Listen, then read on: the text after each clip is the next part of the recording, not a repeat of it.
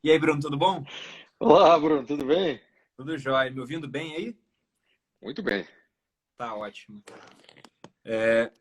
Então, para quem está chegando agora, né, e não viu, eu chamei o Bruno para fazer essa live porque ele é um conservador, também um estudioso do assunto, né, tem uma bagagem aí, intelectual sobre isso.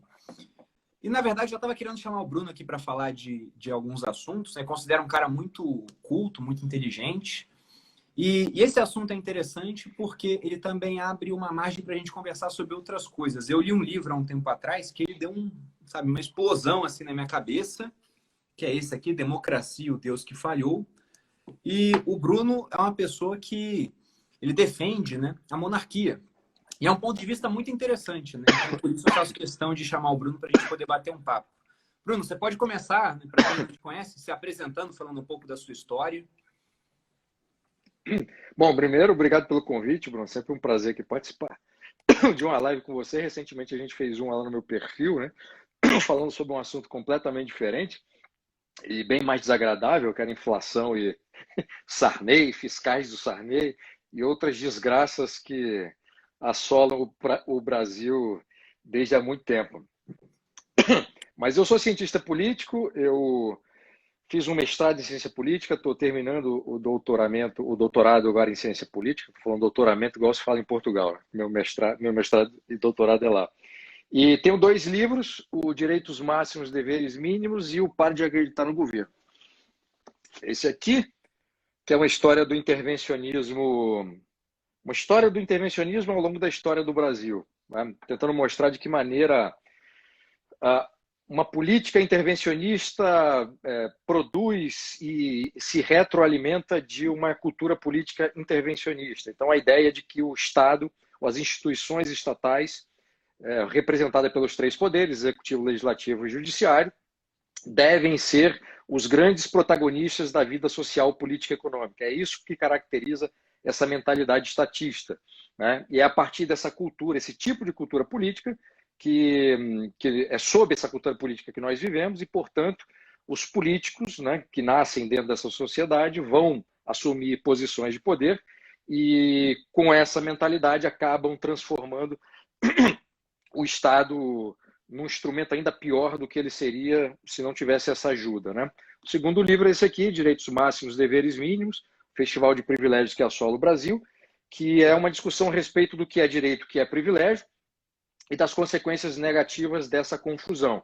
Para o seu público que nos ouve agora, basicamente eu digo que o direito é aquilo que vale para todo mundo, é o que está inscrito na lei, e tanto do ponto de vista constitucional quanto todas as leis infraconstitucionais, aquelas que estão abaixo da Constituição.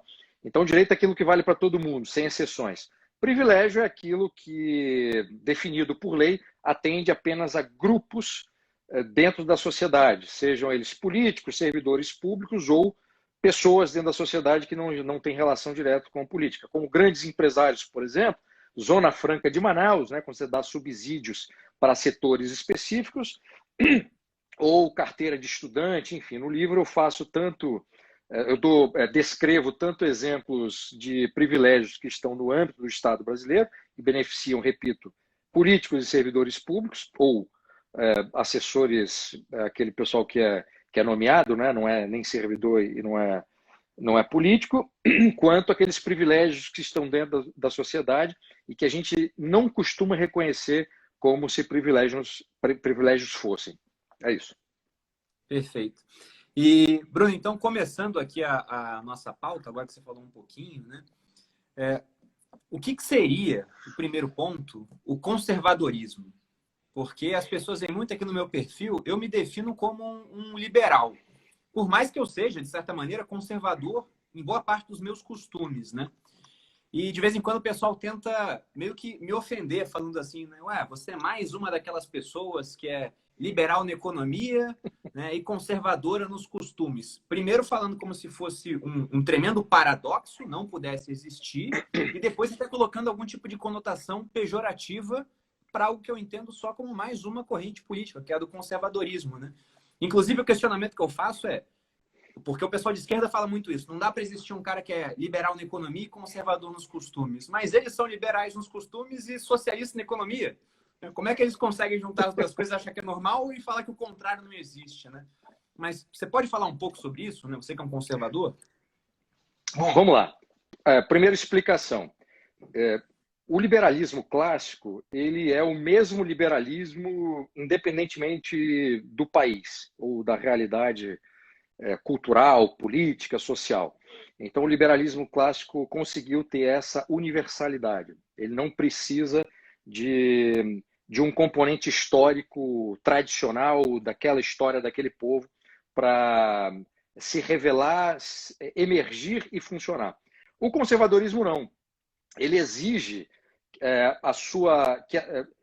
para a sua emergência e para o seu florescimento, e, portanto, para a sua aplicação na prática social, política e econômica, ele exige que esse conservadorismo enquadrado e seja o resultado dessas tradições daquela determinada comunidade. Tá? Dito isto, né, ou seja, existem conservadorismos e não só conservadorismo. Portanto, existe um conservadorismo britânico, que pega a Inglaterra e ali a Escócia, os países que formam a Grã-Bretanha. Então, é um conservadorismo que é herdeiro do iluminismo escocês, ou iluminismo britânico, como se diz, mas de qualquer forma nasceu na Escócia. Portanto, é um tipo de conservadorismo que vai sendo desenvolvido ao longo de séculos. Se tem um conservadorismo americano, que é filho desse conservadorismo britânico, mas que tem características bastante singulares, portanto, características que o diferem desse conservadorismo britânico. Para dar um exemplo, o conservadorismo americano ele tem uma base religiosa muito mais, digamos assim, profunda e orientadora da sua prática política do que o conservadorismo britânico. Não é que o conservadorismo britânico não tenha uma fundamentação ou uma origem religiosa. Aliás, aquele que é considerado o fundador ou o pai do conservadorismo britânico era um religioso chamado Richard Hooker. E a análise que se faz é que ele, a partir dos seus textos, e deixou vários textos escritos, e, portanto, são textos fundamentados numa visão religiosa, mas o tipo de visão que o conservadorismo britânico tem começa a se desenvolver dali. Aí depois, pulando a história, tem-se ali no século XVIII o Edmund Burke, que era um parlamentar Whig, e que, com a obra mais conhecida dele, que chama-se As Reflexões sobre a Revolução na França, essa obra ele faz uma crítica à Revolução Francesa, dizendo que o grande problema da Revolução Francesa não era exatamente um levante da sociedade contra a forma de governo que havia e com eventuais desmandos da monarquia francesa da época. O grande problema era a natureza daquele tipo de revolução que queria destruir completamente tudo que existia do ponto de vista cultural, das tradições, dos modos de vida e reconstruir a França do zero, como se fosse possível. E também a base dessa fórmula destrutiva era a visão de que a natureza humana poderia ser alterada, modificada, para melhor, segundo aquela visão revolucionária, por meio da política. Então, uma ação política seria capaz de modificar a natureza humana e, portanto, enquadrar todos os franceses naquele projeto político. E o Burke vai dizer que isso é impossível, isso sequer é desejável, sob qualquer ponto de vista, inclusive do ponto de vista político, porque a política não tem essa capacidade de redimir a natureza humana. E você não pode, por meio de um projeto político autoritário, totalitário, enquadrar as pessoas com base numa ideia política. Né? Isso é uma visão completamente deturpada do que é política. E essa é um dos núcleos, né, da crítica que o Burke faz à Revolução Francesa. É preciso dizer que o Burke desagradou muitos dos seus colegas Whigs. O Partido Whig é o precursor daquilo que depois se tornou o Partido Liberal. na época da criação do Partido Whig, do Partido Tory, que depois se transformou no Partido Conservador, esses termos liberal e conservador não faziam parte ainda do vocabulário político da Inglaterra ali do século XVIII. E, portanto, quando o Burke começa a expor as suas críticas contra a Revolução Francesa, ele desagrada uma ala numerosa e influente do Partido Whig, que era a favor da Revolução Francesa, porque era um levante contra um governo que era visto, um poder político, a monarquia, que era visto como sendo um poder opressor, né? E depois o Burke vai, por razões similares, se posicionar a favor da Revolução Americana e também desagradar uma ala dos Whigs que eram contrárias, essa ala era contrária à Revolução Americana. E pronto, então essa é uma tradição conservadora britânica, e nós temos outras tradições, como a brasileira, que nasce e se desenvolve do ponto de vista intelectual e político no século XIX. E ela, basicamente, esse conservadorismo político que nasce no Brasil no século XIX e que tem representação política no século XIX, ele morre com o golpe militar de 15 de novembro de 1889, que institui o presidencialismo republicano, e depois, enfim, você tem ali alguns indivíduos que tentam retomar esse pensamento conservador e reelaborá-lo já de uma forma atualizada, que é o caso do João Camilo de Oliveira Torres, que escreve um livro muito bom chamado Os Construtores do Império, que é a história do Partido Conservador brasileiro, né? Bom, dito isto, feito esse preâmbulo, você me pergunta o que é o conservadorismo. E esse é um grande desafio de todos aqueles que, em diferentes países, escreveram livros sobre conservadorismo, e todos eles, de alguma maneira, tentaram evitar definir o que era o conservadorismo, por entenderem que o conservadorismo, sendo uma posição política, mas sendo também uma posição individual, ele tem uma plasticidade, portanto, você não pode, digamos assim, enfeixá-lo num conceito que depois cause problemas no próprio desenvolvimento do conservadorismo. Mesmo assim, eu, como tenho cabeça de engenheiro, e ao contrário da maioria das pessoas que eu conheço que foi para essa área de humanas, eu sempre gostei de matemática e sempre fui um ótimo aluno das ciências exatas. A minha cabeça funciona como engenheiro, eu preciso ter conceitos, eu preciso ter uma coisa organizada. E aí o que eu peguei foi elementos que são comuns a conservadores de vários países, incluindo do Brasil, mas basicamente aqueles conservadorismos que eu estudo, que são o brasileiro, o britânico e o americano, e tentei pegar esses elementos comuns, que seriam elementos universais, que aí independem de culturas políticas, e formulei um esboço de um conceito, que é esse. Conservadorismo é mentalidade, disposição, ação política prudente. Portanto, tem o elemento da prudência na política. Fundamentada em princípios, ou seja, você tem a prática política, mas que é fundamentada em princípios, não é uma prática que se desenvolve no vazio. É uma mentalidade, disposição, ação que é íntegra, ela é cética com relação ao próprio mecanismo da política e o uso do Estado para poder não só controlar, mas orientar a sociedade do ponto de vista cultural para um lado ou para o outro. É uma posição, mentalidade e ação que também é destemida, porque não teme os desafios, mesmo que para corrigir ou reformar coisas que os conservadores do passado tinham como garantido. Então, não há um problema na mudança reformista. É uma posição que também é ordeira, ela é construtora, e é construtora porque não é revolucionária, não é uma posição que tenta destruir as coisas, tenta reformar. Se não for possível reformar, elimina e substitui aquela coisa que deve ser eliminada por algo melhor.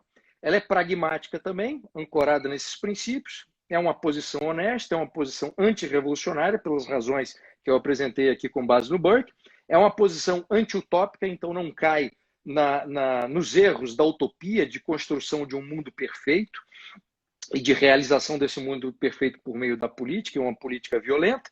É uma posição popular, portanto, não é uma posição que está confinada a alguns eleitos dentro da sociedade.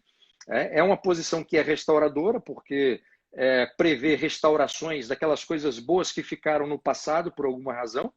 É uma posição que reforma as coisas negativas, preserva as coisas positivas que sobreviveram aos testes do tempo. Então, esse é o conceito para definir o conservadorismo que você me pediu. Bom, como você mesmo disse, é muito amplo, né? Porque conservadores, inclusive o conservadorismo hoje é diferente do que ele era há um século, né? Defendia coisas diferentes. Por exemplo, você falou que lá na Inglaterra, depois da Thatcher, o conservadorismo, ele viu que, olha, o que funciona melhor é uma economia de mercado. Então, agora a gente vai adotar esse tipo de premissa. Mas eu achei interessante quando você falou do Burke, que ele foi contra a Revolução Francesa e foi a favor da americana, né?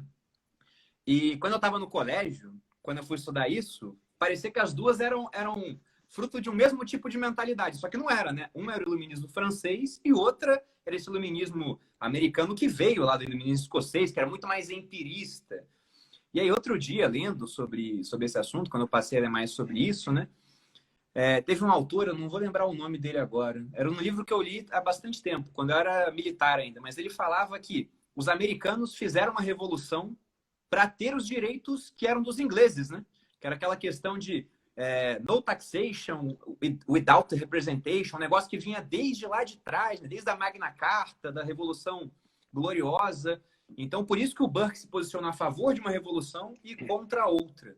E a Revolução Francesa é engraçado, porque se você vai ler, é um negócio meio caricato. Os caras queriam mudar até o número de dias na semana, o nome de meses no ano. Era um negócio muito doido. E acabou que deu no que deu, né? A Revolução Francesa foi uma matança sem fim. Na hora da matança, sempre vai ganhar aquele cara mais radical, e aí eles se oporam a uma monarquia, e no final veio Napoleão, que era tão absolutista quanto o rei anterior, né? E o Napoleão veio para corrigir a desordem criada pela Revolução, né? A coisa degenerou de uma forma tão intensa e violenta que a Revolução começou a matar os seus próprios protagonistas. Vários deles foram decapitados, personalidades importantes da Revolução foram decapitados, não foram guilhotinados, não decapitados, porque a ala mais radical, e você sempre tem alas que vão ficando mais radicais, começaram a achar que eles não estavam mais seguindo o projeto original, ou seja, eram menos radicais do que deveriam, né? O Robespierre, que é um dos grandes nomes da Revolução Francesa, ele criou um culto, né, que era, digamos assim, para-religioso, porque eles também, um dos objetivos era destruir a religião, mas ele criou uma coisa chamada o culto do Ser Supremo, que era herdeiro do iluminismo francês. O que o iluminismo francês fez? Vamos destruir Deus e vamos colocar no lugar de Deus a razão humana, né? Então, eles divinizaram a razão humana. E ao divinizar algo que é humano, do ponto de vista prático, você não tem muita diferença dessa relação entre esse poder que é divinizado. Só que, quando você tem uma divindade que ela não é humana, você é ensinado a ter respeito por ela e você tem todo um código ético e de conduta para lidar com os outros seres humanos. Quando você elege a razão como o ser supremo e transforma isso num culto, então a vida humana ela passa a não ter o valor que teria sob uma religião com um Deus que não existe fisicamente. E aí aquele que detém o poder, né, nesse culto do Ser Supremo, ele está autorizado por ele mesmo, por meio da sua razão, para fazer qualquer tipo de arbitrariedade.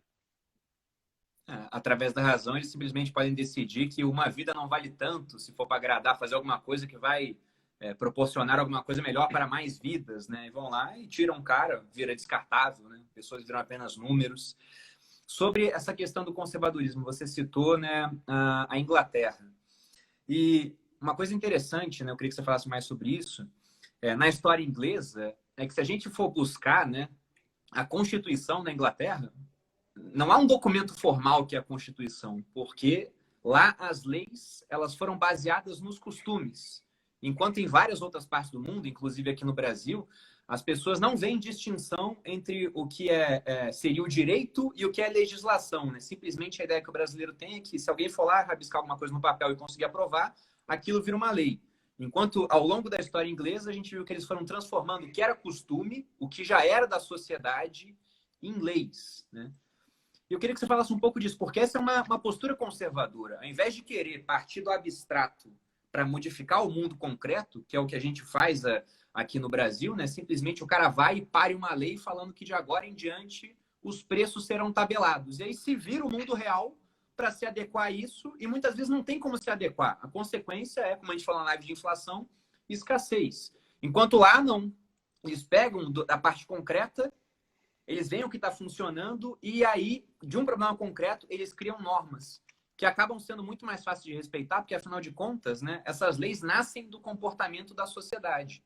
Né? Você pode falar um pouquinho sobre essa questão? Porque seria o melhor tipo de coisa, né, na hora de criar uma lei, observar a postura da sociedade. Exato, exato. Assim, o nosso universo jurídico aqui no Brasil, ele é um herdeiro do direito romano. A Inglaterra é herdeira da common law, que tem como base ali o direito consuetudinário. O que significa isso? É como você falou, assim, a partir do caso concreto, que vai para o tribunal, e aí repetidas vezes que um determinado caso, enfim, um caso comum, né, vai sendo levado a esses tribunais. Então é a partir desse julgamento dos tribunais do caso comum que uma legislação é criada. No Brasil, cria-se uma lei para depois enquadrar o comportamento, né? E tem até uma tese do professor Miguel Reale, não o Júnior que está vivo, é o professor Miguel Reale pai, que já faleceu. Ele criou uma teoria chamada teoria tridimensional do direito, dizendo que o direito é baseado fato, valor e norma. Então, antes de haver uma norma, né, e depois da norma, porque você pode ter uma norma não positiva, ou seja, uma norma que não está na lei, uma norma social, por exemplo, você pode ter uma norma que foi positivada, ou seja, uma norma que virou lei. Mas ele, a partir dessa teoria tridimensional do direito, ele estabelece também uma sequência. Então, você tem um fato dentro da sociedade, esse fato se transforma num valor social, e esse valor depois se transforma numa norma. Aqui no Brasil, o que basicamente a gente vê é que eles criam uma lei, a lei faz a norma cria o valor e o valor cria o fato. Então você tem a inversão completa de um processo de desenvolvimento social histórico que vai resultar numa lei, né? Então, ou seja, a sociedade ela cria uma lei por meio do seu comportamento, por meio dos costumes. E a lei é o último estágio de um comportamento social. Não é o primeiro, como a gente vê acontecendo aqui, sob todos os aspectos. Você citou o aspecto econômico, que talvez seja o mais evidente, aquilo que provoca mais perturbação, né, aquilo que a gente reconhece de forma imediata, mas isso acontece em vários aspectos, nos costumes, por exemplo. Né? E aí a gente volta para aquela conversa inicial do conservador nos costumes com o liberal na economia, que é o seguinte: um conservador não pode aceitar que o Estado, e aí, sempre que eu falar em Estado aqui, vocês que estão nos vendo, pensem Estado igual aos poderes constituídos, legislativo, executivo e judiciário, porque o Estado ele é formado por mais coisas, não é só formado pelos poderes políticos. Mas o conservador não vai aceitar que o Estado crie os costumes ou estabeleça uma moral. Porque se o conservador defender essa furada, e quem defende não é conservador, o conservador vai ter que necessariamente aceitar quando a regra for mudada por esse Estado. Então, se os conservadores circunstancialmente conseguem, por exemplo, pegar uma agenda que é cara ao conservadorismo, em qualquer aspecto, e transformar aquilo numa lei, ou incorporar aquela agenda de algum costume, ou quer que seja, ou econômica, se incorpora aquilo numa lei, permitiu que o Estado assumisse uma responsabilidade. Se ele permitiu isso, ele também está dando autorização a esse mesmo Estado para no futuro mudar. E qual vai ser o argumento ético que um conservador vai usar quando a regra for mudada contra o que defende o conservador? Ele vai ter que aceitar como regra do jogo. Aí vai ficar sempre muda, não muda, muda, não muda, muda, não muda. É um problema muito sério, né? E portanto, o conservador não pode cair no erro de estatizar aquilo que o conservador tem de mais caro, né, que é a visão política e social que se tem. Porque se entrar nessa furada, aí vai ter que aceitar que essas regras sejam alteradas de tempos em tempos. E aí isso vai atacar um dos pilares do pensamento conservador, que é o estabelecimento de uma ordem. Mas essa ordem não é estabelecida pelo Estado. Não é uma ordem que tem que estar numa bandeira, né? Porque se está numa bandeira, eu estou aceitando o fato de que o poder político vai estabelecer essa ordem. Sendo que o poder político vai ser, no fundo, o resultado político de uma ordem que se estabelece de forma mais ou menos espontânea dentro da sociedade. É por isso que eu sempre digo que essa coisa de conservador nos costumes é uma idiotice, porque, primeiro, é preciso definir que costumes são esses e se esses costumes são positivos ou negativos. Quando eu coloquei aqui no meu conceito que o conservadorismo, ele é, deixa eu ver aqui, reformador das coisas negativas e preservador das coisas positivas, eu estou estabelecendo também alguns princípios. Se eu digo simplesmente eu sou conservador nos costumes e não estabeleço que costumes são esses, eu estou necessariamente defendendo coisas execráveis, como, por exemplo, a forma como a mulher era vista até os anos 70, 80, na sociedade como um todo. Eu estou aceitando que casos como o Dock Street, que matou a Ângela Diniz, e depois alegou no seu julgamento que agiu, quer dizer, assassinou a mulher e agiu em legítima defesa da sua honra, que isso é um costume correto. Mas era um costume social no Brasil até os anos 80. Um conservador jamais pode cair nesse erro. Quer dizer, você olha pelo ponto de vista histórico, cara, e reconhece um erro. Isso é inaceitável.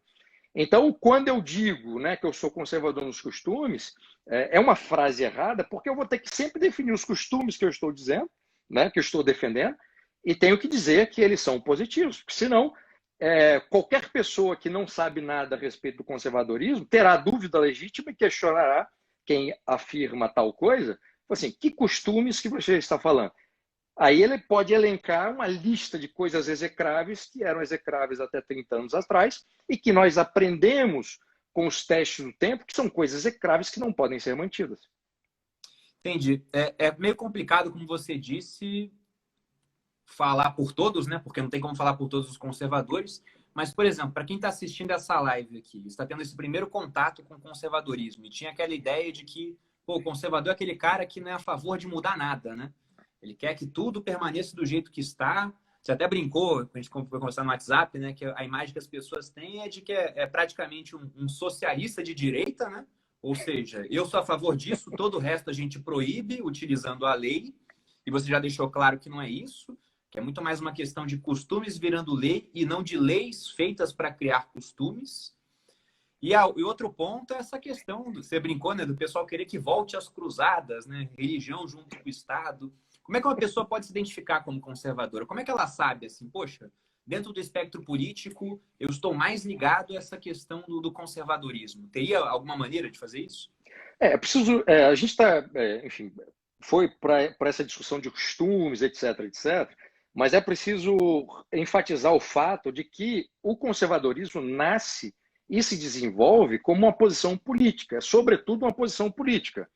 E a posição política é a seguinte, de ceticismo em relação à própria política, de desconfiar a todo momento do comportamento dos políticos, inclusive daqueles políticos que o conservador apoia, num país onde há, por exemplo, um partido conservador, políticos conservadores, ou seja, há uma tradição política formal conservadora, é saudável e é necessário que os conservadores tenham essa desconfiança em relação à política de forma geral, de conseguir produzir resultados sempre positivos, né? E ceticismo com relação ao poder da política de transformar a sociedade, que é uma coisa que se deve rejeitar. Então, os conservadores devem ficar sempre atentos em relação a isso, para não caírem no equívoco de defender, mesmo que por meio de políticos conservadores, esse tipo de agenda, esse tipo de ação política. Né? Por quê? Um partido político ele vai aceitar todo tipo de gente que está mais ou menos vinculado a uma posição política. Num país em que existem só dois grandes partidos, como é o caso da Inglaterra e dos Estados Unidos, Então, o filtro para você participar da atividade política é muito mais estreito do que no caso do Brasil, por exemplo, que não existe sequer um partido conservador. Então, qualquer pessoa na cultura política inglesa ou americana, quando quer entrar para a política, olha os dois grandes partidos e vai para um ou para o outro de acordo com determinados elementos de concordância. Não é o pacote inteiro.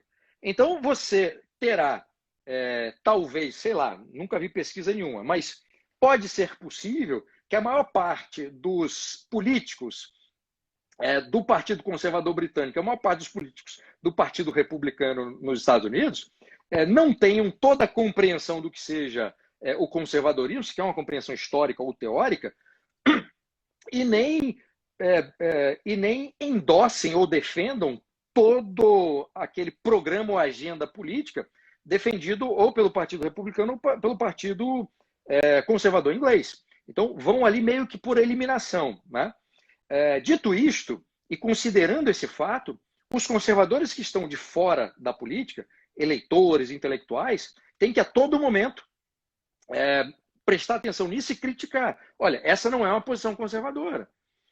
Ou essa é uma posição conservadora. Porque a dinâmica da política ela tem que vir a reboque até dessa cultura política social, não tem que ser o inverso. Não pode ser o Partido Conservador ou o político conservador que deve determinar os rumos do conservadorismo. Tem um jornalista inglês que eu gosto muito, chamado Peter Hitchens, irmão do finado Christopher Hitchens, que era um grande jornalista, muito polemista, infelizmente, ficou famoso mundialmente só por ter se tornado um ateu militante muito chato. E o Peter Hitchens, ele foi até os anos 60, 70, um cara de esquerda, radical. Então teve uma atuação política na esquerda radical, assim como o irmão dele, o Christopher. Depois o Peter Hitchens se transformou num conservador e ele é a grande voz intelectual por meio da imprensa inglesa para criticar aqueles políticos, até primeiros ministros, que ele, do Partido Conservador, que ele diz, olha, essa não é uma agenda conservadora. Ele foi um grande crítico do David Cameron, dizendo, o David Cameron não é um conservador, ele está no Partido Conservador, mas não é. Ele vem criticando várias ações do Boris Johnson, por exemplo, acho que algumas do ponto de vista correto, essa besteira que o Boris Johnson criou de um novo New Deal, né, elogiando Roosevelt e tal. Eu escrevi um artigo até na Revista Oeste, do qual eu sou colunista, escrevi um artigo recente criticando isso. Né? Esse é um exemplo concreto, recente, de uma atitude política que não é conservadora, adotada por um primeiro-ministro conservador. Então, ao mesmo tempo que ele adota medidas corretas, ele está escorregando na bola em vários momentos. E é papel de quem está fora do jogo da política e que se reconhece como conservador fazer essas críticas. Né? Tinha uma outra coisa que você tinha falado, o negócio da Thatcher, que você falou um pouco antes. O Scruton, o Roger Scruton, grande intelectual conservador que infelizmente faleceu no início desse ano, vítima de câncer, ele lançou em 1980, se eu não me engano, um livro chamado The Meaning of Conservatism. Foi traduzido aqui no Brasil, lançado pela Realizações, com o título O que é Conservadorismo. O prefácio desse livro, eu que escrevi, explicando, quem se interessa por esse tema, eu recomendo, porque eu explico o que é o conservadorismo britânico e como o Scruton está inserido nele. Mas nesse livro, quando saiu em 1980, o Scruton, em várias partes do livro, foi muito crítico em relação a Margaret Thatcher. Qual era a grande crítica do Scruton? Ele dizia que a Thatcher enfatizava em demasia o livre mercadismo dentro do Partido Conservador. E a crítica dele era o seguinte: o conservadorismo é caracterizado por colocar mais ou menos no mesmo plano determinadas agendas políticas e econômicas. Se a ênfase é muito maior no livre mercado, as outras agendas ou os outros valores e princípios acabam sendo submetidos, de um ponto de vista hierárquico, ao livre mercadismo. E aí a visão econômica passa a ser preponderante em relação a todo o resto. E então a grande crítica que ele fazia era nesse sentido. Anos depois, ele reviu a posição dele, dizendo o seguinte: eu fui muito radical em relação à crítica que eu fazia contra a Thatcher, porque eu pensava na época que a Thatcher estava, de alguma forma, deturpando a história do conservadorismo britânico. E, ao longo do tempo, e com os resultados, né, do próprio governo dela, e lembrando que a Thatcher começa o governo dela ali no início dos anos 80, final dos anos 70, início dos anos 90, que ela assume a liderança do Partido Conservador e depois assume a função de primeira-ministra. Então, o Scruton, e ele deixou isso claro, até tem no próprio livro, né, ele já modula um pouco as críticas, e no livro Como Ser um Conservador, ele fala disso também. Ele diz o seguinte: essa agenda da economia de mercado é uma agenda conservadora porque é, sobretudo, um valor social da história da Inglaterra. Então, o intercâmbio comercial, né, essa coisa da economia de mercado, faz parte da história da Inglaterra e, portanto, na tradição do Partido Conservador, isso também é um valor. Embora alguns primeiros ministros conservadores, Tories, foram intervencionistas e protecionistas e receberam, nas suas respectivas épocas, uma contraposição do próprio partido, né, de membros do próprio partido. Então, a própria história do Partido Conservador, quando emerge, né, líderes conservadores mais protecionistas, você tem dentro do próprio partido essa reação mais livre-mercadista. Bom, eu dei uma olhada na história da Inglaterra, que é muito interessante, né? Até para quem gosta de, por exemplo, Game of Thrones, foi tudo inspirado na história da Inglaterra, né? Você tem aquela história da muralha, ao norte os selvagens e a muralha de Adriano, e embaixo os 7 reinos lá, que é a questão da unificação dos ingleses, né? E se a tem uma gente série, desculpa, Bruno, tem uma série também no Netflix chamada The Last Kingdom, muito boa, que conta as histórias dos Vikings e também do nascimento da Inglaterra. E quem viu Game of Thrones vai ver ali, né, porque a Last Kingdom, The Last Kingdom é muito mais histórica do que a adaptação histórica que se faz em Game of Thrones. Mas recomendo também. Game of Thrones, eles mudam tudo, né? Game of Thrones você não vai saber que é a Inglaterra, mas essa questão de uma muralha, os selvagens, os 7 reinos, é porque a Inglaterra estava dividida em uma série de reinos independentes e que acabaram se unificando para enfrentar esse invasor estrangeiro, né? Você tinha Mercia, tinha o Essex, Nortúmbria, né? Esses reinos antigos. Mas se você for olhar a história da Inglaterra, é uma história de luta do povo para a limitação do poder do soberano, né? Enquanto a gente falou da Revolução Francesa aqui, que somente no final do século XIX foi lá e tentou acabar com o absolutismo, na Inglaterra a gente teve em 1215 a Magna Carta, que foi contra um rei que era impopular, que era o João Sem Terra, que estava cobrando impostos que as pessoas achavam que eram indevidos, e pessoas, né? Não só as pessoas comuns, mas também os lordes da época. A gente teve depois um rei perdendo a cabeça no começo do século XVII, com a Revolução Puritana. Aí um breve período de república. Aí acabou a república, voltaram com a monarquia. Ou seja, eles trouxeram de volta aquilo que viram que funcionava. Aí em 1689 teve a Revolução Gloriosa, com a Bill of Rights, né? Com a Bill of Rights inglesa, porque teve nos Estados Unidos também. Então a gente vê que durante toda essa história eles foram limitando o poder do governo. Então as posturas conservadoras, Bruno, como você já disse, tem diferentes, né? Mas seriam, por exemplo, hoje, né, a favor do livre mercado, de uma limitação do governo. Fala um pouco, né, para as pessoas verem se elas se identificam. Isso é ser conservador nesse ambiente atual. Essa coisa da limitação do poder, ela é interessante porque isso nasce, né? Essa agenda de limitar o poder nasce com, digamos assim, aqueles proto-liberais, né? Que depois são reconhecidos como grandes nomes do liberalismo, como John Locke, Thomas Hobbes. Então, é fundamentalmente uma ideia liberal, a ideia de limitação do poder do Estado ao poder do governo. Tá? Depois, isso num contexto de monarquias, tá? Absolutistas, tradicionalistas na Europa. Então, nós temos, então, portanto, uma forma de governo completamente diferente dessa que acabou se tornando a vencedora, que é o presidencialismo republicano, né? Então, os conservadores, ou aqueles que antecedem os conservadores, sempre estiveram muito ligados à defesa da ordem que estava representada pelo monarca, né? E aquele grupo que poderia ser identificado como os liberais estavam menos preocupados com essa ordem representada pelo monarca, e mais por uma preocupação da liberdade individual. E aí, limitar o poder do governo era uma das maneiras de garantir a defesa da liberdade do indivíduo. O que aconteceu, e que acontece até hoje, é que os conservadores, a partir da prática política e dos resultados que foram aparecendo, assimilaram no seu próprio corpo de pensamento e na sua prática política agendas que eram de grupos rivais.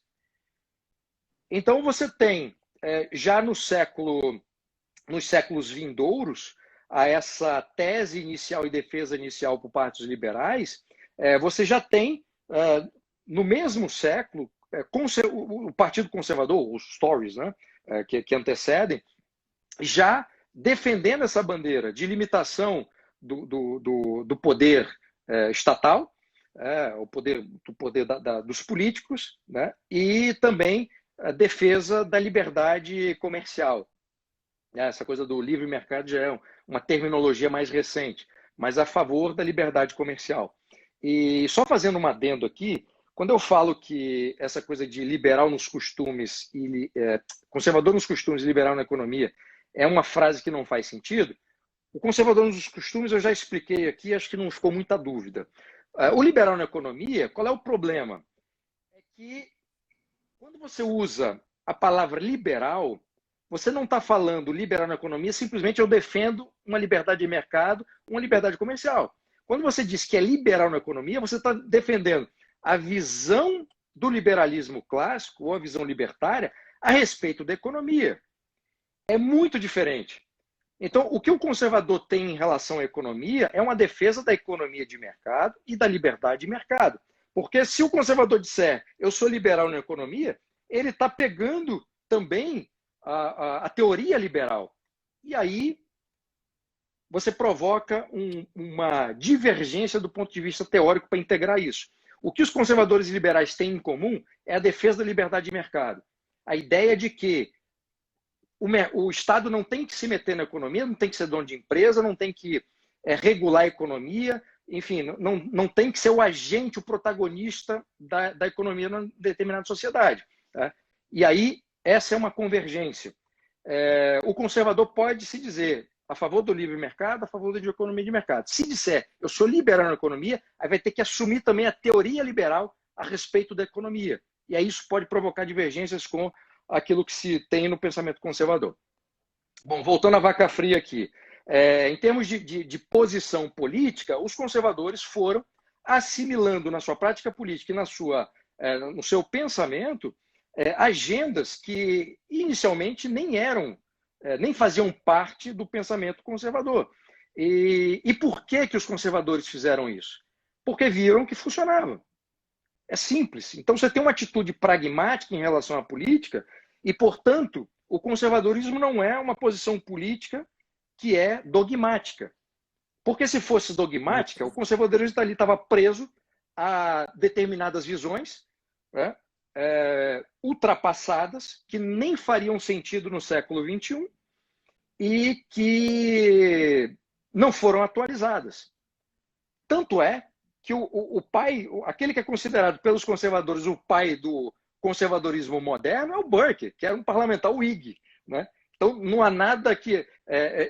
Esse é um fato histórico muito interessante, porque mostra de que maneira os conservadores veem a sua própria prática política e faz assim, olha, o que funcionou e o que não funcionou. O que a gente pode abrigar ao corpo teórico, digamos assim, e a nossa prática política, integrando, né, a própria prática política conservadora e melhorando. É basicamente isso, né? Uma desconfiança em relação ao poder da política, não cair na armadilha de usar o Estado, né, para impor uma moral, impor uma ética, impor um modo de vida, porque vai ter que aceitar necessariamente não vai poder chiar quando um outro grupo ascender ao poder e corromper tudo aquilo que foi instituído. Defesa da economia de mercado, não há problema nenhum com relação a isso. E do ponto de vista dos costumes, é isso. Assim, o que funcionou? O que não funcionou? O que faz sentido para garantir essa ordem social, né, que é parte espontânea e parte nessa luta, né, entre adversários dentro da sociedade, nessa luta também contra o Estado, né? E eu acho que as grandes linhas mestras assim, para alguém se considerar conservador, acho que basicamente é essas. Bom, uma pergunta aqui, por exemplo, né? Dentro da visão do liberalismo, o Estado, né, ele surgiu para garantir. Teve até uma frase que eu vi bem interessante do Peter Schiff, um economista. Estava no Twitter dele que ele gosta de ouro, ele estava comentando que o Warren Buffett comprou ouro. Mas ele tem um tweet fixado lá que ele diz que os Estados Unidos são uma nação fundada por homens simples que criaram um governo que garantia seus direitos e não se metia em sua vida. Mas que hoje as pessoas querem que o governo dê tudo para elas e por conta disso o governo viola aquilo que ele foi criado para fazer, que era proteger a vida e a propriedade das pessoas, né? E ele termina com uma frase que está em inglês, né? Mas ele fala que the home of the free, a casa dos livres, né? Como o pessoal chama nos Estados Unidos, se transformou no the home of the freeloader, ou seja, a casa dos aproveitadores. E ele tem uma visão liberal sobre isso. E na visão liberal, lógico que há extremos, né? Desde o pessoal que acha que não tem que existir Estado, mas na visão liberal, o Estado ele estaria ali para garantir isso, vida, propriedade e liberdade do indivíduo. Então, essas coisas, por exemplo, que a gente vê na Constituição, que eles falam todos têm direito à saúde e à educação. Na visão liberal, não. Porque se você fala, se você tem direito à saúde, alguém tem que te dar a saúde, né? Enquanto os direitos do liberal, ninguém precisa dar, é só respeitar. Se eu tenho direito à vida, basta que você não me mate. Se eu tenho direito à minha propriedade, basta que você não tome aquilo que é meu, né? Se eu tenho direito à liberdade, basta que você não transforme em um escravo. Agora, se a Constituição fala, Bruno, você tem direito à educação, eu chego para você e falo, me dá a educação, quero estudar em tal local. Você vai ter que pagar, eu vou estar infringindo ali, tô pegando sua propriedade para isso. Qual é a visão do conservador sobre essa questão dos direitos? Basicamente, tem uma ala conservadora que é defensora dos direitos naturais, tem outra que não vê os direitos naturais assim como sendo tão importantes, né? Mas você tem uma discussão interessante. De qualquer maneira, acho que a visão conservadora que se tem hoje, né, e é um desenvolvimento histórico, é que não cabe ao Estado ser o agente de concessão de direitos, mas de proteção, do ponto de vista constitucional. Então, o Estado não tem que garantir a sua segurança ou liberdade. Desculpa, não tem que conceder a sua liberdade, né? A partir do momento que a gente aceita que uma ordem política, ou uma instituição política, ou instituições políticas que vão conceder a nossa liberdade, a gente vai ter que aceitar necessariamente quando essa ordem política ou essas instituições pretenderem ou efetivamente caçarem a nossa liberdade. Então, isso é uma furada uma armadilha que a gente não pode cair. Então, basicamente, uma carta constitucional é para proteger o cidadão em face do Estado. É basicamente isso, né? É um documento que se cria, né, estabelecendo a proteção de direitos e não concessão de direitos. E essa proteção, quando você vai ver, assim, bom, se eu vivo numa sociedade livre, o Estado tem que me proteger de quem ou do quê? Quer dizer, o principal inimigo é o Estado, ou seja, as instituições que a compõem. E o que a gente vê desde a criação daquilo que se chama Estado moderno, né, o professor Adriano Gianturco, até no livro dele, no Manual de Ciência Política, faz um comentário muito interessante, porque o Estado, tal qual nós conhecemos hoje, e que nasce com esse nome Estado moderno, não havia um Estado pré-moderno, né? Então, esse nome Estado moderno ele é mais um adjetivo que se coloca para dizer que nasceu na modernidade do que propriamente dizer que havia um Estado anterior, um Estado antigo e tal. Não é isso, né? Mas a história do Estado moderno é a história do aumento do poder do Estado e, portanto, o aumento do poder dos políticos e de todos aqueles que compõem a estrutura burocrática e administrativa do Estado. Então, uma Constituição é basicamente para proteger o indivíduo em face daqueles que ocupam o poder temporário, circunstancial, que é o caso do político, ou o poder permanente, que é o caso do servidor público, né, que só sai de lá quando se aposenta. Você citou a Magna Carta, né?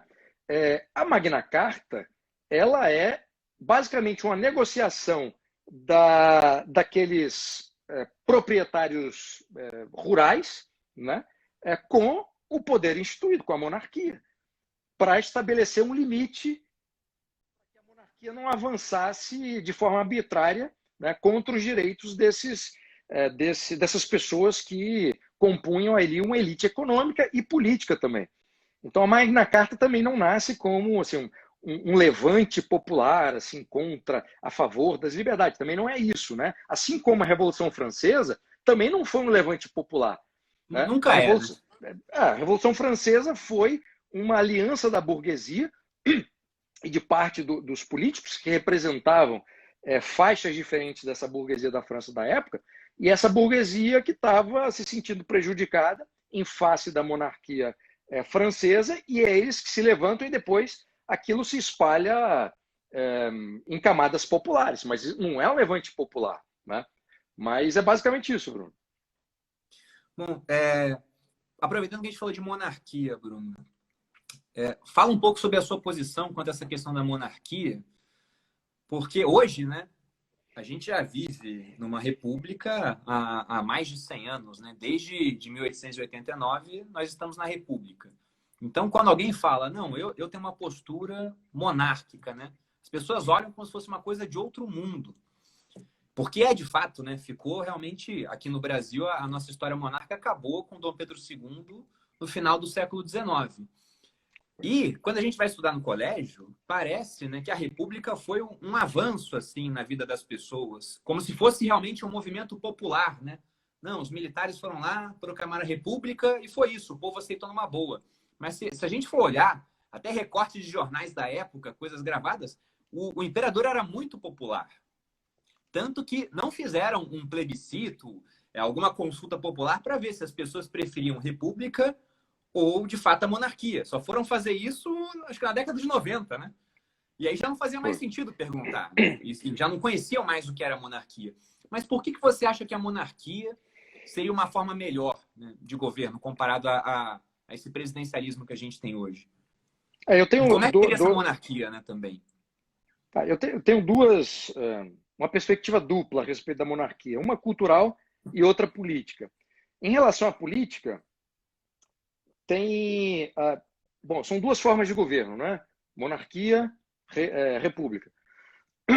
A monarquia parlamentar / tradicionalista, que é a que a gente tinha no século XIX, esse tipo de monarquia que se manteve na Inglaterra, por exemplo, e em alguns países, a monarquia parlamentar constitucional, ela tem mecanismos de correção de rumos políticos e de contenção de crises muito mais eficientes, eficazes e mais rápidos do que o presidencialismo republicano.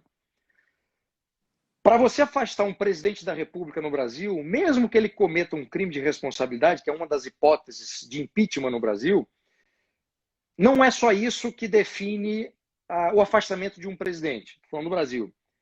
Ele precisa perder o apoio popular, ele precisa perder o apoio do Congresso. Mesmo que um presidente cometa o crime de responsabilidade passível de impeachment, isso não vai afastá-lo do poder. O Collor precisou cumprir as 3 condições: crime de responsabilidade, perda de apoio popular e perda de apoio do Congresso, para ser afastado, assim como Dilma. Tá? Então, assim, se você tem mecanismos constitucionais muito limitados que exigem, que condicionam para a sua execução elementos tão difíceis, né, quanto perda de apoio popular e perda do apoio do Congresso, então não é um sistema que corrija o mandato ou o exercício de um presidente que esteja fazendo uma série de bobagens. Né? Imagine um presidente que passe 4 ou 8 anos cometendo todo tipo de sandice do ponto de vista econômico e político, e que não cometa um crime de responsabilidade e que tenha ou o apoio do Congresso ou o apoio da população. Sim. É fácil imaginar isso no Brasil. Ele vai passar 4 anos destruindo. Foi o caso do Sarney, no caso 5. O Sarney fez tudo o que podia para destruir um país do ponto de vista econômico. Mas ele não cometeu um crime de responsabilidade. Né?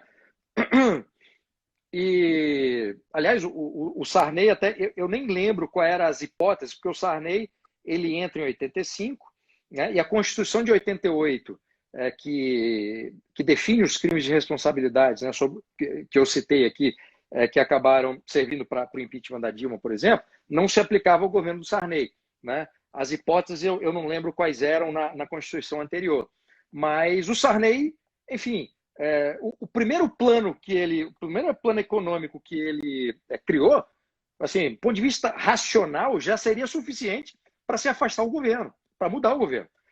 Bom, comparando com a forma de governo monárquica, parlamentar, constitucional, começou crise, dissolve o parlamento, e aí o poder executivo, é bom lembrar para quem não sabe, bom explicar para quem não sabe, o poder executivo é exercido por alguém que é eleito para o parlamento e é líder do partido político que venceu a maior parte das cadeiras. Então, tem sua eleição, um partido político que conseguiu o maior número de assentos, esse partido está autorizado a indicar o seu líder, o líder daquele partido, o vencedor das eleições, para assumir a chefia de governo.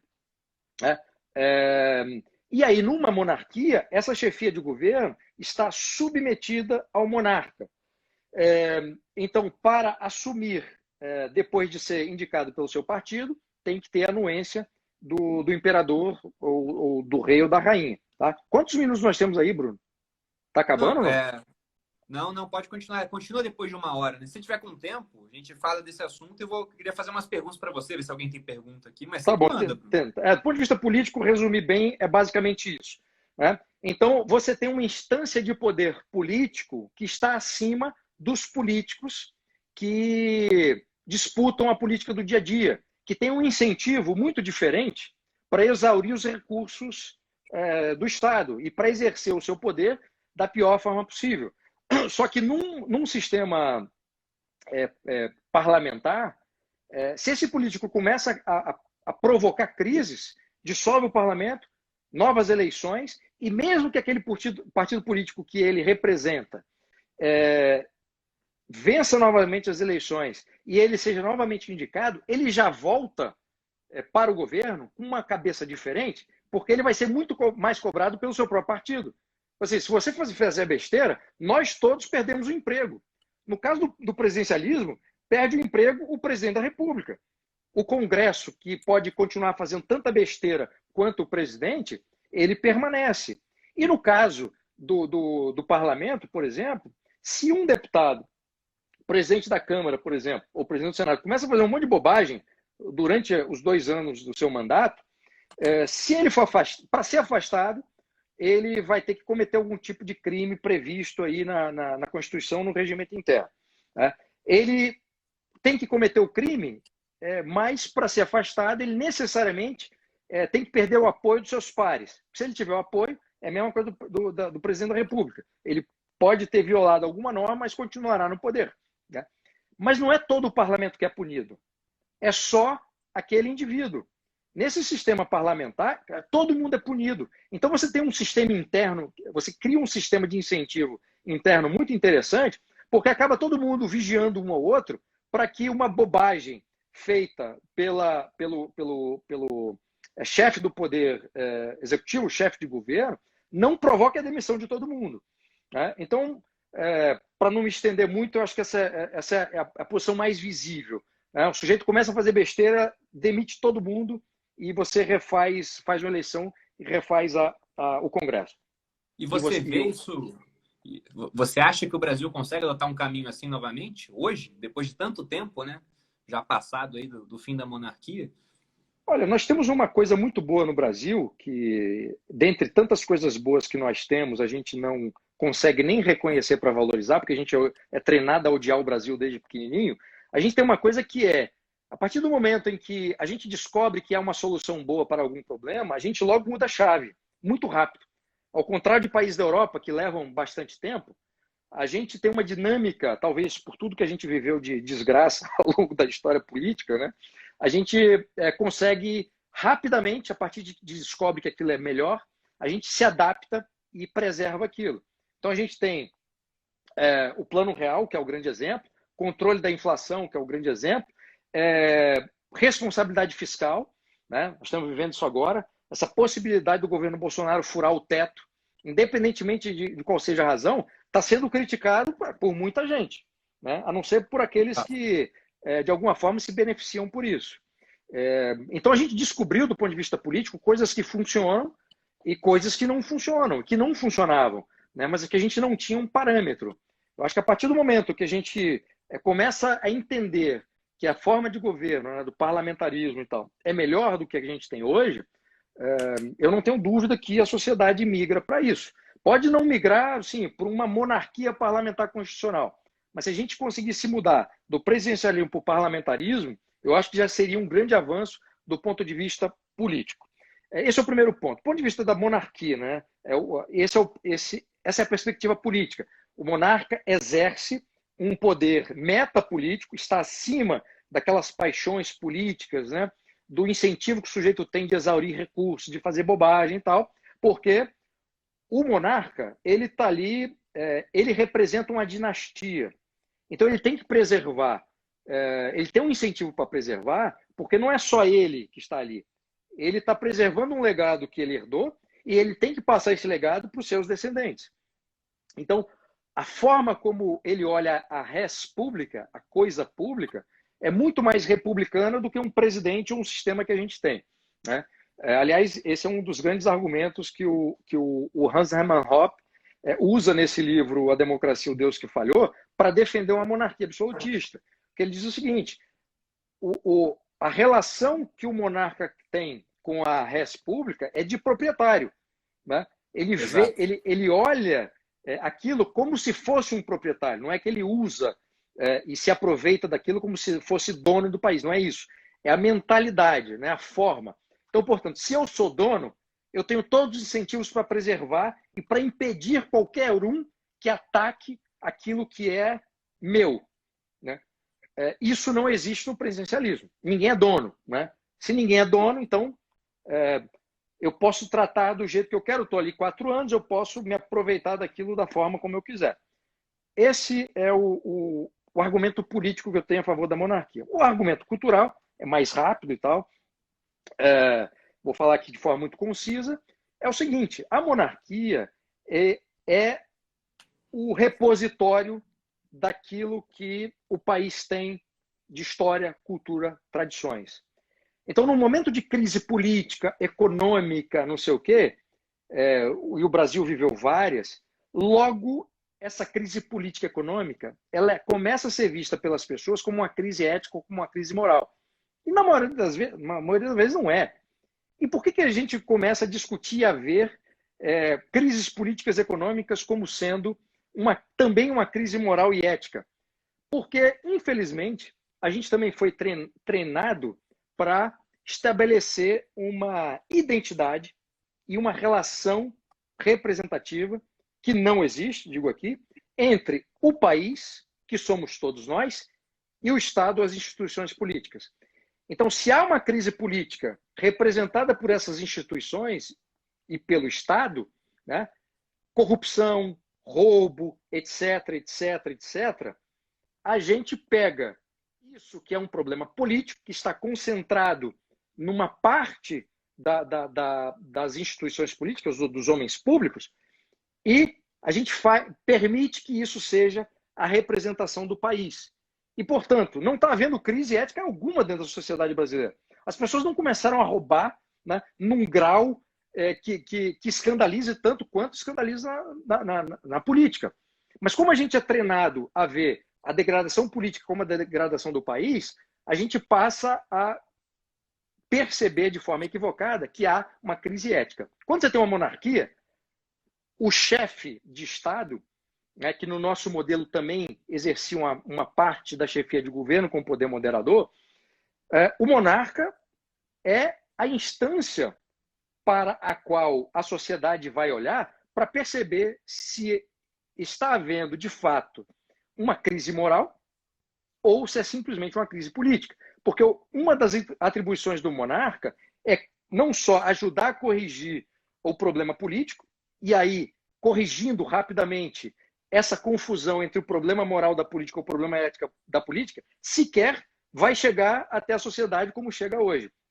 E, por outro lado, o monarca vai lembrar a todo momento a sociedade brasileira de onde nós viemos, quais são as nossas virtudes, as nossas tradições, aquilo que nós temos de melhor, para que não haja essa confusão entre a degeneração da política e uma suposta degeneração da sociedade. São coisas separadas. Esse é o argumento cultural mais amplo que eu uso. Bom, os argumentos que você está falando aqui, né, Bruno? Eu já comentei isso contigo, inclusive.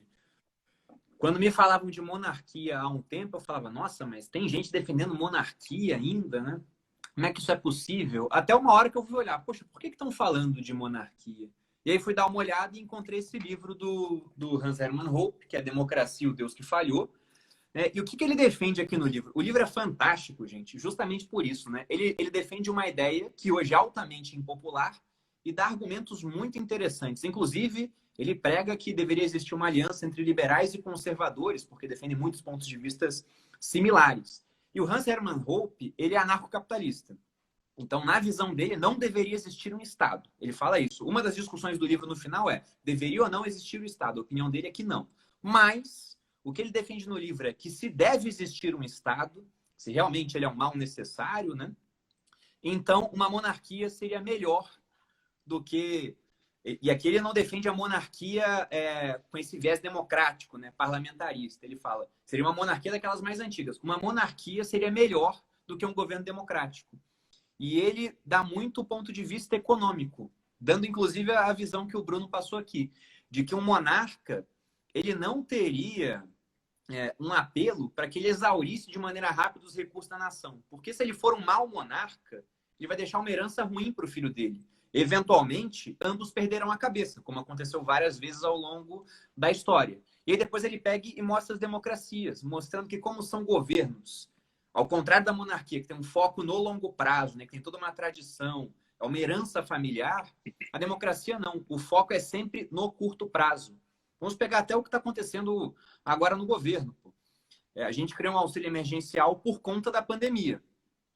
E lógico que essa conta uma hora vai chegar, né? O Brasil já gasta mais do que arrecada, isso sem contar os juros da dívida, o nosso déficit está gigantesco, e mesmo assim o auxílio já estão pensando em ir prorrogando esse auxílio. E para o presidente isso é bom no final das contas, porque a popularidade dele aumentou. As pessoas adoram que dinheiro seja dado na mão delas, né? Então, não quer dizer que vai acontecer, mas vocês entendem que há um grande estímulo para que esse tipo de auxílio seja mantido? Ele mantém esse auxílio, ele ganha popularidade, até porque retirar o auxílio na hora errada é perder popularidade e ele pode estar prejudicado numa próxima eleição. Então, há muito mais incentivo para que ele continue com o auxílio, para que ele endivide mais o país, para que ele adote políticas focadas em curto prazo, às custas do longo prazo, por exemplo, pensando numa eleição que vem daqui a 2 anos. E quando ele faz tudo isso, né, essas políticas focadas no curto prazo costumam ter um resultado terrível no longo prazo. Mas por que vale a pena? Porque muitas vezes quem vai governar no longo prazo não é ele, né? Ele vai acabar esse mandato, talvez tenha um outro, às vezes é um oponente dele. Então, ele gasta mais do que pode agora, todo mundo acha bom, e lá na frente as consequências vêm, talvez, com um rival político. E você pega anos e anos de democracia e você tem alguns resultados assustadores hoje. Até na live de inflação, você fez isso, você entrou na internet, Bruno, e viu lá. Aqui no Brasil a gente trocou de moeda 10 vezes, né? As moedas mais longevas foram quando? Durante o período republicano-democrático ou durante a fase da monarquia? Foi durante a fase da monarquia. A gente teve os réis e os mil-réis, né? Os mil-réis, por exemplo, que duraram menos, mas já é uma época onde a família real estava aqui realmente governando, começou em 1833, foi a mesma moeda até 1942. Então, foram mais de 100 anos com a mesma moeda. Pegou ainda o começo da República, né? Mas depois de 42, a gente trocou de moeda em 67, em 70, em 86, em 89, em 90, em 93, até chegar no real em 94. E ao longo desse caminho foram 12 zeros cortados, por conta dessa questão de que o governante democrático é apenas um zelador temporário. É até o vocabulário que o Hope usa no livro dele, né? Então ele tem esse estímulo a exaurir os recursos de forma rápida e passar a batata quente para frente. Aí você olha, por exemplo, a Inglaterra. Na Inglaterra, a moeda é a mesma desde o século VIII. É a Libra. É a mesma moeda. São mais de 1.200 anos com a mesma moeda, né? Eu fui pesquisar, não tinha uma data certinha para a Libra, mas eles colocavam ali realmente o início da Libra entre 756 e 790 alguma coisa. Mas, gente, são 1.200 e poucos anos com a mesma moeda, né? O Bruno citou a questão do teto de gastos. É a mesma coisa. O que é o teto de gastos, para quem não entende? É uma limitação ao tamanho do orçamento do governo. Ele não pode crescer acima da inflação. Só que é muito interessante para um governante romper esse teto se aquilo significar que ele vai ter mais dinheiro para gastar. Ele vai lá, faz uma obra pública, aí consegue empregar um monte de gente, né? Então diminui um pouco o desemprego. É uma obra que pode, primeiro, aparecer se é alguma coisa grande, interessante, e a consequência disso, só depois. Então, o monarca teria menos estímulo para estourar um teto de gastos comparado a um presidente democraticamente eleito. Então, o argumento do Hope, no final, é de um ponto de vista muito mais utilitarista do que desse ponto de vista da tradição que o Bruno colocou. Mas quando ele falou isso, eu olhei e falei, poxa, faz realmente muito sentido, né? Inclusive foi com o Hope que eu comecei a usar o argumento da preferência temporal, que é justamente isso, né? O governante democrático tem uma taxa de preferência temporal altíssima, ou seja, ele pensa muito mais no curto prazo, enquanto o monarca, que não vai estar saindo do poder, sabe que se fizer besteira agora a conta vai chegar para ele consegue ter um nível de preferência temporal baixo. Ele esquece o curto prazo e ele pode focar no longo prazo, né? E o nome do livro é Democracia, o Deus que Falhou, porque ele é extremamente pessimista com o rumo das democracias no mundo. Na visão do Hope, a democracia inevitavelmente leva ao socialismo. E, inclusive, ele culpa a Primeira Guerra Mundial por esse mundo com governos cada vez maiores que a gente tem hoje. Porque na Primeira Guerra Mundial você teve uma série de monarquias entrando, né? Você tinha monarquia na Alemanha, você tinha na Rússia, você tinha na Áustria, o Império Otomano também. E de repente, né, daquelas potências em guerra, quem saiu foi a Inglaterra. O restante todas acabaram. E acabou a monarquia na Alemanha, começou a surgir o Partido Nacional Socialista, né? Os nazistas, e não tinha nenhuma força para se opor àquilo. Porque simplesmente não havia mais monarquia. Você pega na Rússia, né? Lá não cortaram a cabeça, fuzilaram o monarca e a família toda, né, e acabou. Tiveram uma guerra civil lá entre brancos e vermelhos, mas depois que matou o monarca, aí vai acontecer o quê? Os socialistas ganharam e foi aquilo. Né? Mas é um livro bem interessante que fica como dica de leitura. Bruno, você está no limite aí? Senão eu ia ver se tem Não, tem tempo. Vamos lá. Eu só queria, antes de a gente passar para outro assunto, sobre esse livro tem insights muito interessantes.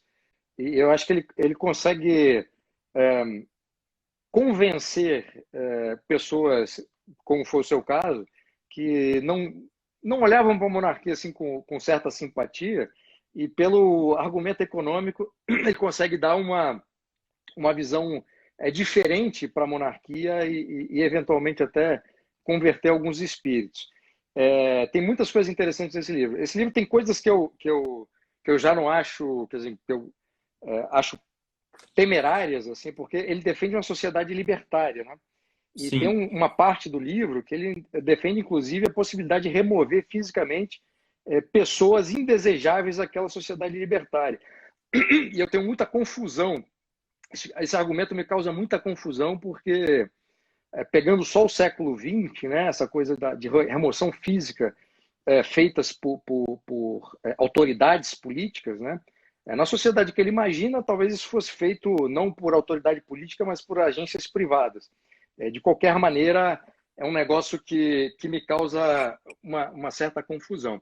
A outra coisa que eu queria falar é o seguinte: quando você falou o negócio da Libra, quer dizer, o tempo que a Libra esterlina tem de vida, é fruto de um profundo orgulho que a sociedade britânica tem, ou a sociedade inglesa, melhor dizendo, tem em relação à própria moeda. Isso incluindo, obviamente, as elites políticas. Em 1967, teve uma desvalorização da Libra, né, durante o governo de Harold Wilson, que foi um primeiro-ministro trabalhista do Partido Trabalhista Britânico, e foi um negócio escandaloso, porque as pessoas sentiram, claro, no bolso, né, a diferença quando você tem a moeda desvalorizada, né, e tudo isso, tudo que é provocado do ponto de vista econômico, mas o orgulho que os ingleses sempre tiveram da moeda, isso que é uma dimensão cultural, isso também afetou muito. Né? Eu não sei, eu acho que é na terceira temporada da série The Crown, vocês não viram, recomendo vivamente, num dos episódios, que eu não lembro qual é, tem uma conversa entre a rainha e o Harold Wilson, e ele vai falar da necessidade de desvalorização da moeda. E eles têm um diálogo rápido muito interessante, porque a rainha fica escandalizada diante da possibilidade de desvalorizar a Libra, porque a Libra é um símbolo nacional. E quando se desvaloriza um símbolo nacional, você passa a ser visto pelo mundo de uma forma diferente, não só sob o ponto de vista econômico. E internamente é um sinal de que não só o governo, mas a própria monarquia está falhando em determinados aspectos e é preciso corrigir. Bom, vou pegar só duas perguntas, Bruno, porque vou tomar mais do seu tempo, já passamos de 1 hora aqui.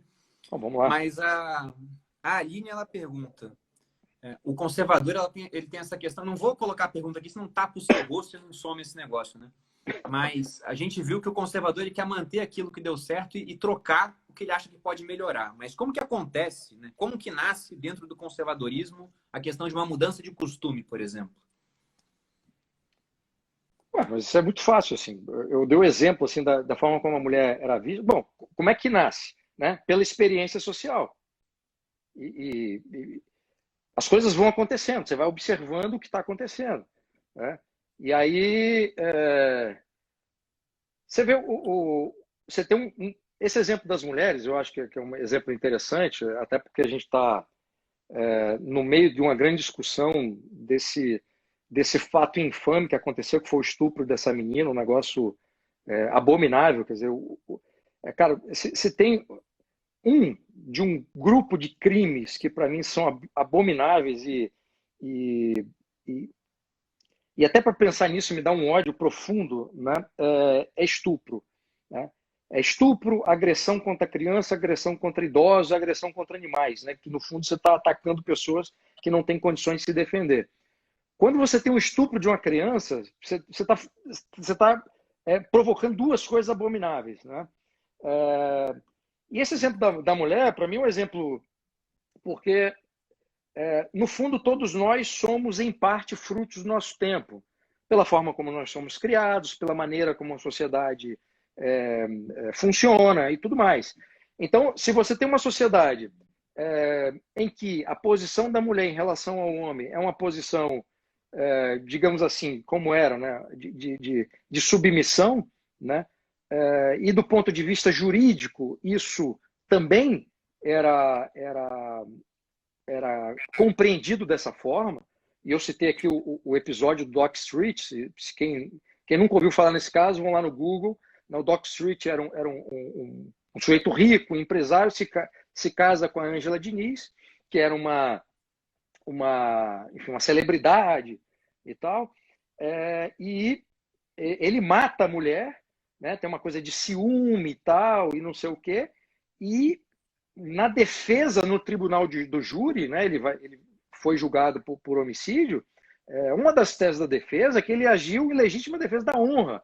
E muitos homens agiam dessa forma, e muitos homens foram absolvidos do ponto de vista jurídico sob essa alegação. Então, isso só era possível porque a sociedade tinha uma compreensão nesse sentido, e os juízes e advogados faziam parte. Né? Não estou dizendo que eram todos, obviamente, mas, de qualquer forma, havia isso.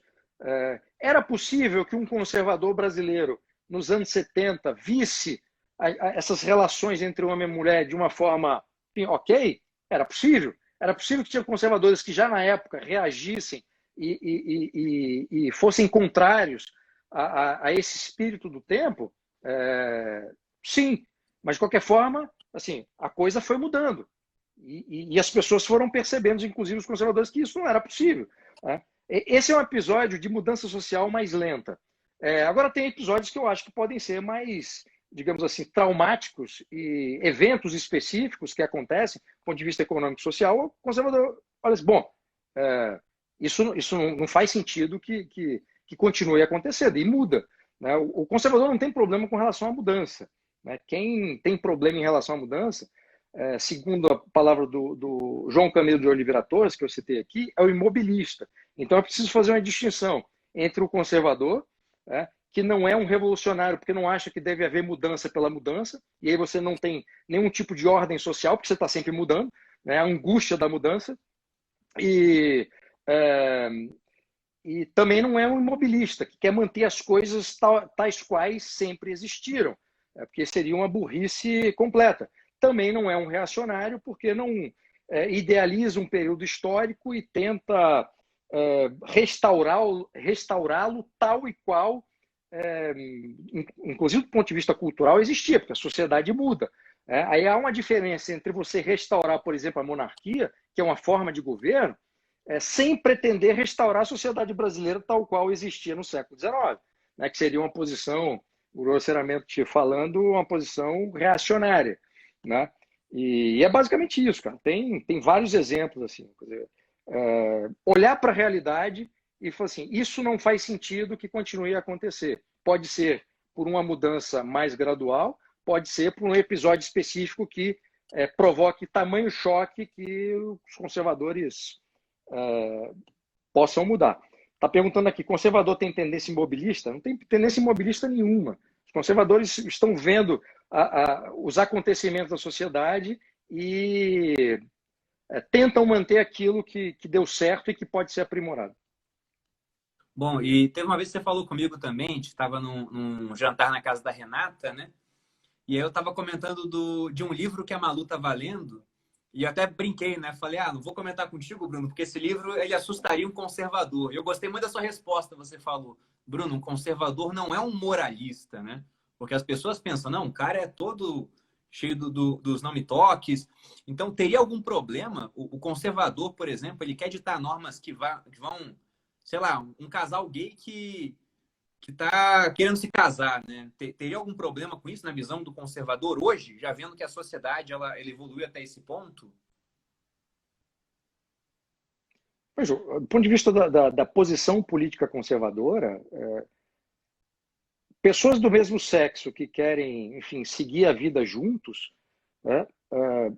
Qual é o problema? Agora, o conservador também não aceita que, do ponto de vista religioso, se obriga a igreja a fazer alguma coisa. Exatamente. Se a igreja católica ou igrejas protestantes têm uma concepção de que o casamento é entre homem e mulher, não pode um movimento ser constituído e que isso vá para a lei, constituição, quer que seja, para usar o Estado para obrigar a religião a aceitar esse tipo de coisa. E aí é preciso fazer uma distinção. O casamento é, sobretudo, uma união, um vínculo religioso. Quer dizer, o matrimônio e o casamento é, sobretudo, um vínculo religioso, historicamente falando. O que se tem do ponto de vista civil é um contrato entre duas pessoas. Isso não é casamento. Tá? Estou falando do ponto de vista histórico. Então, você passou a ser criados, algumas categorias foram criadas, jurídicas, para permitir que pessoas do mesmo sexo, por exemplo, ou pessoas que não se casassem no religioso ou até no civil, pudessem fazer constituir um tipo de contrato e ter todos os efeitos jurídicos positivos desse contrato. Porque se você vivesse junto com uma pessoa de outro sexo ou do mesmo sexo, em termos de patrimônio e tal, ou até plano de saúde e tal, você não poderia colocar outra pessoa como dependente ou como beneficiária da sua herança, né? As coisas foram mudando e hoje já é possível. Então, se tentou, no fundo, corrigir um problema que era a impossibilidade de você estar com uma pessoa do mesmo sexo ou não, de transferir patrimônio, por exemplo, por esse mecanismo de um contrato civil, né, que pudesse garantir aqueles direitos que só eram dados a aquelas pessoas que tinham um contrato civil de sexos diferentes. É basicamente isso. Agora, assim, o conservador não vai estar preocupado se você é gay, se você é anão, se você é asiático, se você toma ou não Sonrisal depois que come muito churrasco. Sim, não essa não é a questão. Mas a partir do momento em que grupos começam a se articular para obrigar uma igreja, por exemplo, a aceitar, ou não só aceitar, celebrar um casamento que a igreja rejeita, aí isso é um problema. Não, e faz todo sentido, né, gente? É lógica, né? A gente pode até abordar a lógica de propriedade privada, pô. A igreja é uma instituição, ela tem as regras dela, né? Alguém que é de fora, o Estado vai impor uma regra para a igreja? Não tem muito cabimento. A E gente para volta fechar, Bruno, no ponto inicial, né, Bruno? Aquele problema que eu citei. Porque se eu vou usar o Estado para uma coisa, depois, se esse Estado for usado para obrigar a Igreja Católica a celebrar casamento, quer dizer, aí o Estado para mim vale, para o outro não vale? O ideal é que o Estado não atrapalhe ninguém. E do ponto de vista dessa celebração, por exemplo, de um contrato civil entre pessoas do mesmo sexo, a minha solução conservadora era revogar toda norma positiva, burocrática, administrativa, que impedia que pessoas do mesmo sexo pudessem transferir patrimônio, todas aquelas limitações que justificaram, né? Basicamente isso. Agora, o que não pode acontecer, do ponto de vista conservador, é querer igualar coisas que são diferentes. Ok. E uma última pergunta para fechar aqui, Bruno. O Jonathan ele perguntou, né? Qual seria, ou mesmo se teria, algum meio termo entre o conservador e o progressista, né? A gente vê que lá atrás, na história da Inglaterra, por exemplo, você tinha os Whigs e tinha os Tories, né? Os liberais e os conservadores. Os Whigs não existem mais. Hoje a grande briga é entre o Labour Party, né? O Partido Trabalhista, pessoal ali mais democrata, progressista, e os conservadores. Seriam opostos ou teriam até algumas pautas em comum, na sua opinião?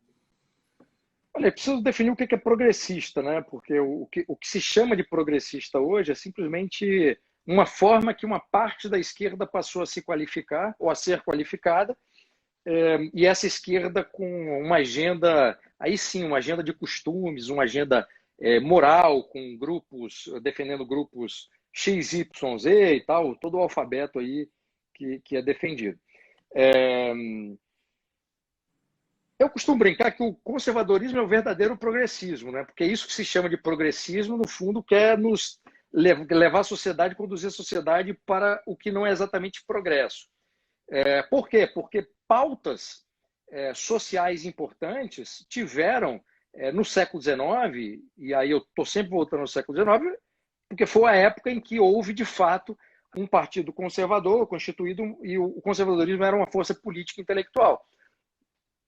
Muita gente não deve saber, mas de todas as leis abolicionistas, incluindo a abolição, apenas uma, que eu não vou lembrar agora qual era, apenas uma não foi feita, não foi aprovada sob um gabinete conservador. Todas elas foram 90%, digamos, se foram nesse sentido. Não sei se foi 90%, porque eu não lembro quantas foram, mas todas, à exceção de uma, leis abolicionistas, incluindo a abolição, foram aprovadas sob gabinetes conservadores, governos conservadores no Brasil. Na Inglaterra, várias mudanças sociais, inclusive de ajuda aos mais necessitados, foram feitas por primeiros ministros conservadores. O Benjamin Disraeli foi um deles, né? Que provocou mudanças importantes, inclusive contra o seu próprio gabinete, contra ministros e tal, ele tentando ideias ali que não eram ideias consideradas, assim, digamos assim, progressistas demais para os seus colegas Tories, que avançaram, né? E a Thatcher, por exemplo, também foi uma delas. Então, é assim, não há uma contraposição entre causas sociais ou até em defesas de minoria, o que quer que seja, e o conservadorismo, né? Isso é uma caricatura que foi criada por adversários do conservadorismo, numa época em que não havia conservadores para defender de forma qualificada o que é o conservadorismo, mas não há contraposição alguma. Né?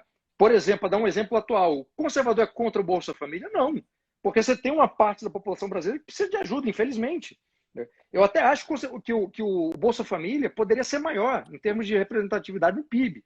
Aí, claro, você corta um monte de coisa, inclusive de orçamento para manutenção do Congresso Nacional, para a presidência e tudo mais, para você realocar esse recurso. Né? Fechar um monte de porcaria de estatal que não funciona e a gente continua sustentando. Então, você vai realocando os recursos, reduzindo o tamanho do Estado, mas, ao mesmo tempo em que o Estado, sob uma ótica conservadora, pode ajudar os mais pobres e poderia ajudar ainda mais do que faz, esse mesmo Estado não pode atrapalhar, por legislação, burocracia, impostos, a iniciativa privada. Porque essas pessoas que estão sendo ajudadas, elas precisam ter como arrumar trabalho para poder sair dessa situação. Né? Num primeiro momento, ajuda, não tem o menor problema. Ninguém quer ficar dependente do Estado. E aí, se o Estado, ao mesmo tempo, né, dá esse dinheiro e, por outro lado, continua atrapalhando a produção de riqueza, essas pessoas, infelizmente, em vez de serem beneficiadas temporariamente, terão que ser beneficiadas permanentemente, porque o Estado é o mesmo que, né, a mesma mão que afaga é a que apedreja, segundo o grande verso aí do Augusto dos Anjos. E aí a gente chega naquele ponto, né? Se todos dependem do Estado, quem vai querer reduzir o seu papel na sociedade quando isso acontecer de fato? E É só um para citar drama, o que né, você Bruno? falou, Porque você imagina numa cidade, como é a realidade de várias cidades brasileiras do interior, que as duas rendas que fazem com que aquela cidade funcione vêm da prefeitura e do Bolsa Família. Não tem comércio, não tem mercado.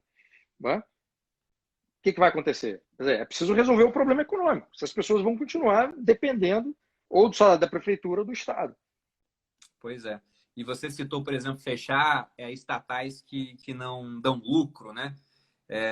O Salim Matar ele acabou de pedir demissão, foi na semana passada, e eu vi pessoas criticando, falando, pô, entrou e não fez tanta coisa assim. Foram privatizadas 84 subsidiárias durante o tempo que ele estava lá.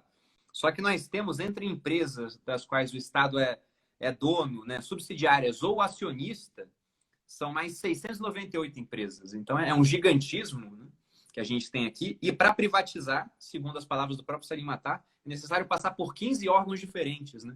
Então, é muito complicado que isso vire realidade.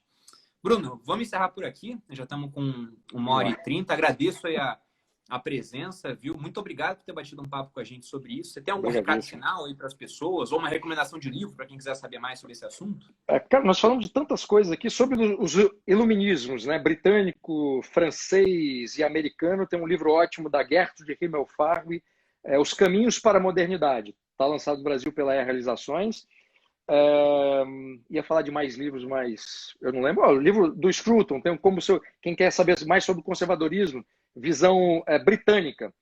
Como ser um conservador, do Roger Scruton, que eu traduzi. Tem lá um textinho meu na orelha. O que é conservadorismo também do Scruton, pela Realizações. Esse, como ser um conservador, é pela Record.